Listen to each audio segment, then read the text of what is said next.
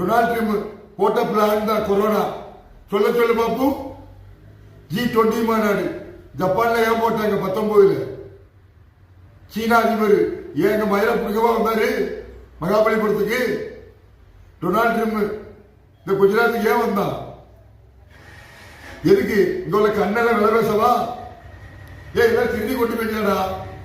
உங்களை கடலை வச்சு அழிக்கிறது தவிர வேற என்ன வழி?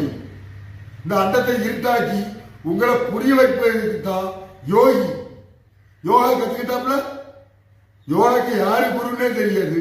யோகா குரு கல்கி. குரு கல்கி. அப்ப யோகா குரு யாரு? நரேந்திர மோடியா?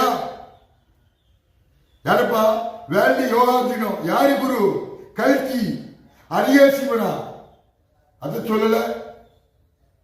ஹரி கல்கி மறைஞ்ச சிவம்.